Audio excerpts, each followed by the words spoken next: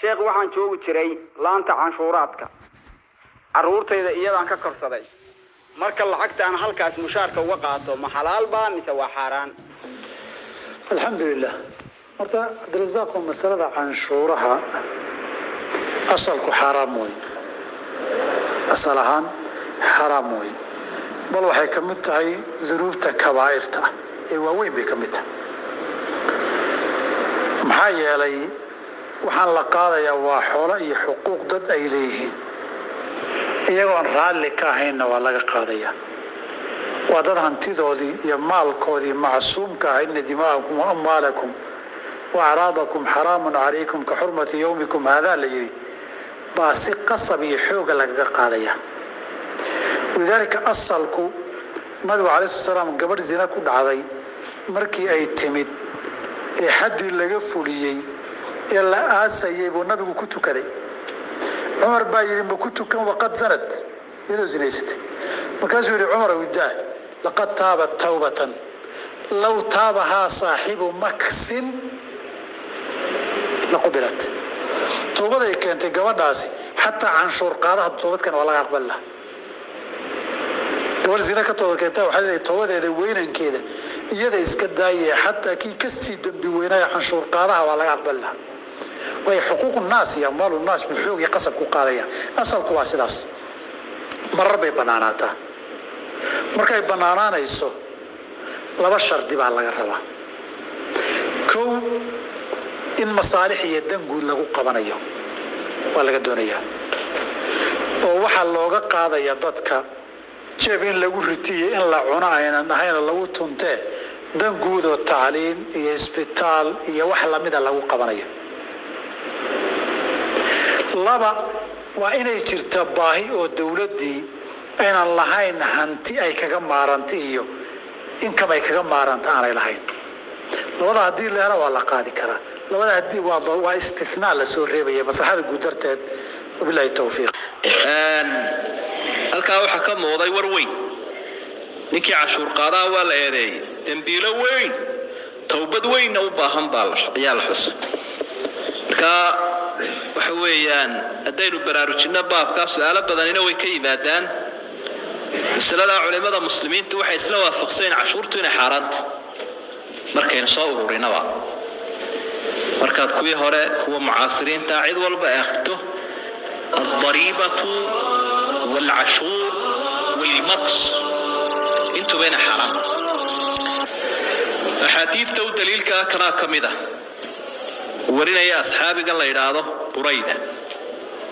xadiid kaloo isaguna saxiixoo xaakim ku sugana cuqbatu bnu caamir uu warinayo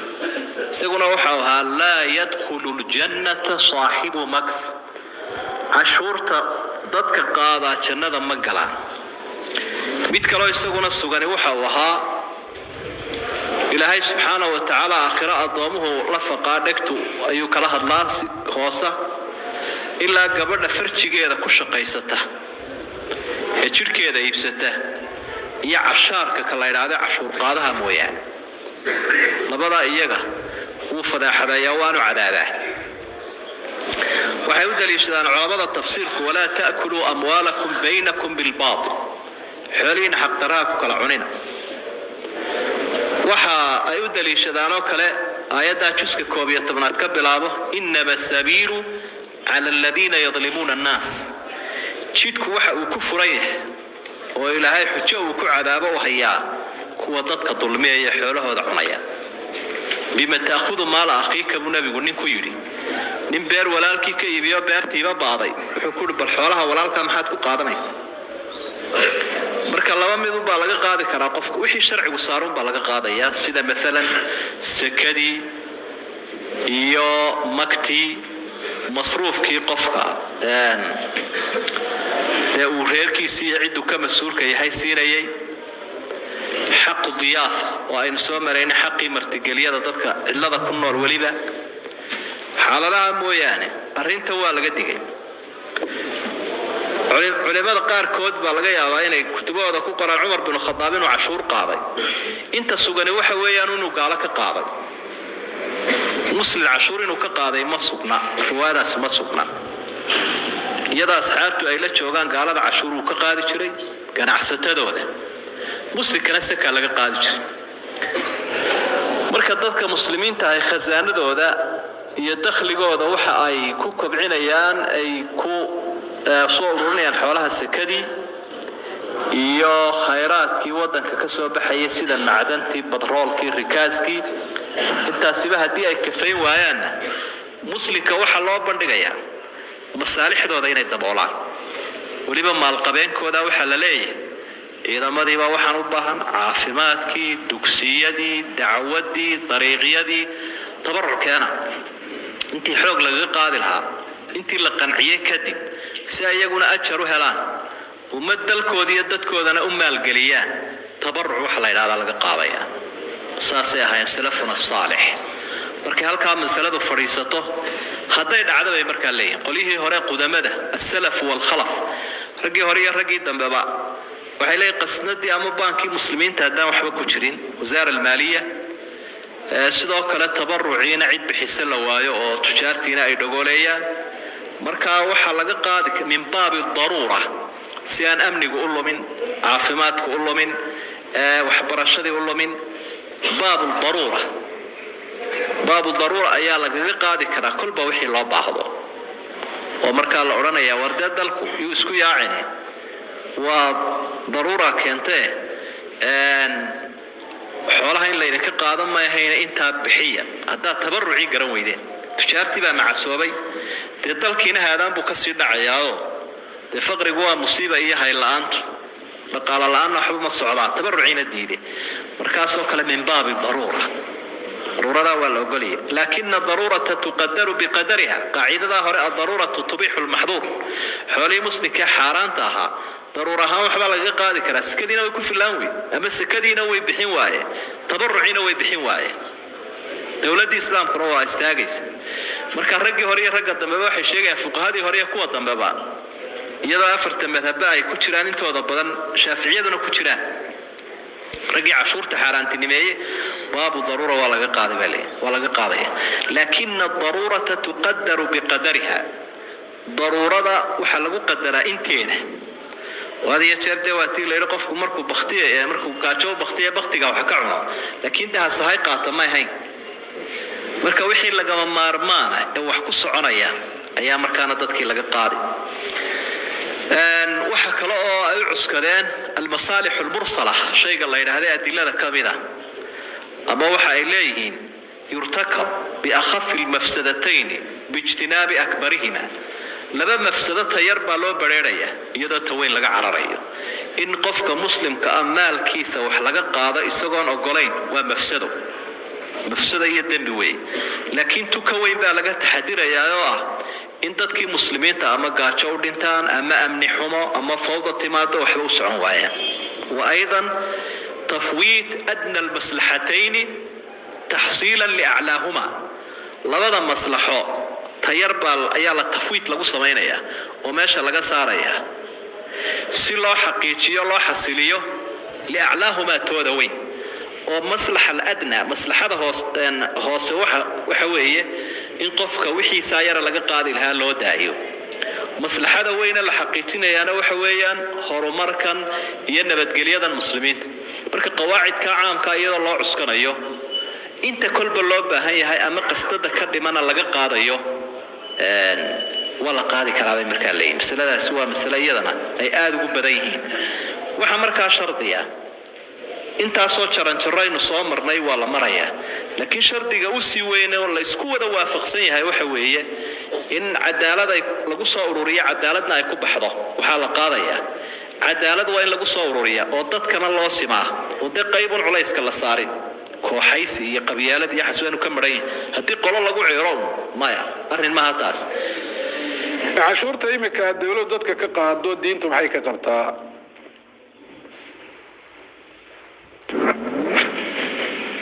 cashuurtu asal ahaan ma banaana marar badan oo ka hadalay xalayna kulli su'aal masalada ku saabsan oo TV-ga laga weydiiyay baa jirtay asal ahaan ma banaana in cashuur laga qaado waayo waa xaqan ilaahay subhanahu wa ta'ala maalkooda ku waajibin والحقوق الواجبة في أموالهم كما جرتم lagu sheegay kitaabka iyo sunnaha qofkana xoolihiisa waxa laga qaadi karaa hadday shariica waajibiso zakadii oo kale kafaaraadkii nafaqaadkii iyo biilashii ku waajibay ama isagu raali ku noqdo inuu bixiyo لا يأخذ أحدكم عصا أخيه إلا بطيب نفس منه midkiin yaanu qaadan usha walaalkii inuu raalli ku yahay mooyaane qaala allahu tacaala ya ayuha aladiina aamanu laa taakulu amwaalakum baynakum bilbaatil xoolihii in xaqdarro lagu kala qaato aayaddu waa diiday waana min adulmi qofka xoolihiisii oo shareeca aanay ku waajibin isaguna inuu bixiyaanu raalli ku ahayn in laga qaado hada huwa alasl almuqarar cinda alculamaa صاحب المكسنا وعيد دربا أما أرنكيس ولا أدكي عشر قادها النبي عليه الصلاة والسلام وحاويري قبضي مركز زنيستيل الرجميي مركز الصحابة قال كل الرياضين ميدو زنيستيبت كنت كنسا لقد تابت توبة لو تابها صاحب المكس لوسعته توبت كانت توبت كان لها عشر قاده كفي الله واحد maxaa loogu dambi dhaafi lahaa dembigiisu inuu adag yahay xadiidka loo dirishay mukuustuna waa ma yafriduhu alwulaatu ala an-nas mimma lam yafridhu Allah subhanahu wa ta'ala wa waxa madaxdu dadka ay ka qaadaan ee xoolaha ilaahay subhanahu wa ta'ala aanu ku farliyeelin waxa quraada culimadu ay ka soo reebeen waa hadii dawladdu ay xoolo u baahato xoolaha ay u baahatay loogama jeedo xoolaha ay dadka madaxda iyagu cunayaan oo danooda ay ku fushanayaan waxaa looga jeedaa waa adeegii ummadda ayaa xoola u baahan adeegii ay dadku dawladda uga baahnaayeen ayaa maal u baahan ha noqoto caafimaad waxbarasho ha noqoto mushaharkii la siinay dadka shaqaalaha ciidan iyo kuwa kalaba dawladdiina khasnadeedu way maran tahay ama waxa ku jira maaha wax kaafiyaya kharashaadka laga sugayo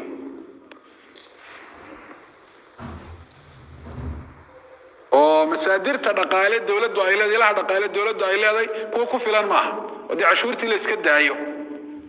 wax ummadii lagu kala socotiyo la heli maayo xaaladaasi ayaa la daruura culimadu intay dawladdu helayso waliba intay helayso wax dada kaga maaranto waligiiba la iska wadaya maaha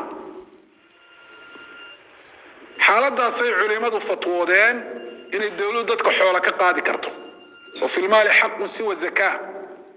xoolaha xuquuq baa ku waajibta aan zakaa ahayn waxaa la mid ah haddii ay dhacaan masaa'ib waaweyn iyo kawaarith samaawiya oo xanuuno kale duufaano dadkii baabiiyey dawladda dhaqaale ku filan oo xaalada ay ku maareysan ahayn dadkii xoolaha haystay xoolaha laga qaadi kara maxaa shardiya kow inaanay dawladdu haysan xoolo ugu filan howlaha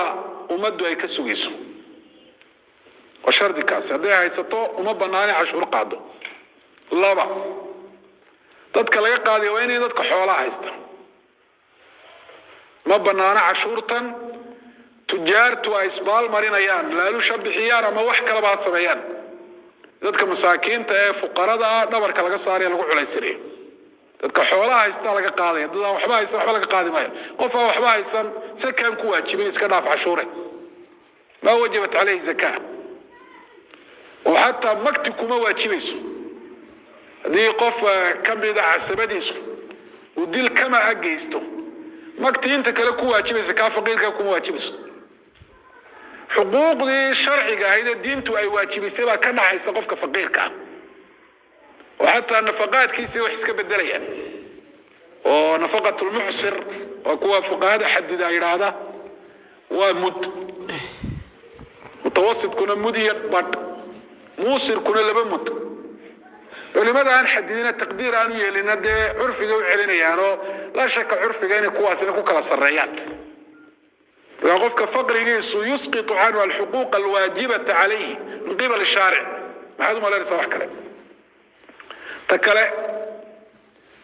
وين لقوا بحيو عشورتي وحي ومدة مركات دنطة وها haddii dadkii cashuurtii laga qaado waxbana aan loogu qaban oo dada iyagu si gooniya isaga isticmaalaan taasi waa xaaraan weeye oo mid bannaan maaha cashuurta qofka lagu waajibiyey in laga qaado miyay bannaan tahay in la yareeyo iyadoo la leeyahay waa xaaraana inaga yaree sida laga qaado macallimiinta iskuullada xaaladda dawladda ay u bannaan tahay inay cashuur qaado xaaladda aanay u bannaanayn xoolahaaga dee sidaad u ilaashan kartaad u ilaashanaysa dulmi baa lagaga qaadaya markaas laakiin xaaladda ay bannaan tahay marka dawladda dee la joogo la qiimeeyo qofku inuu seeda u bixiyo wey inuu khiyaano sameeyo maaha oo wax kala baydhbaydhiyo oo wax yaryareeyo been uu sheego si ay cashuurta uga yaraato bal ahlucilmiga qaarkood waxay qabaanba xataa xaaladda cashuurtu ay xaaraanta tahay inaad adigu ay tahay inaad bixiso oo addu lxaqa alladii calaykum wasalu llaha alladii lakum bay daliishanayaan iyo qofkii si aan lianlaa yunsaba ilayhi khiyaana lewxiigu wax saxa bay u arkaan oo waajib oo sharciya soo maha si aan qofkii haddii wixii lagu ogaado hadhow toole aan la odhan wadaad kuma show isagaa dadka u khaayinsan cashuurtii ku waajibtay uu kala reebreebayaa oo wax kala qarqarinaya deetana sumcad darra aan ugu soo jiidin diintii iyo dacwaddii wallahu aclam sal allahu calaa nabiy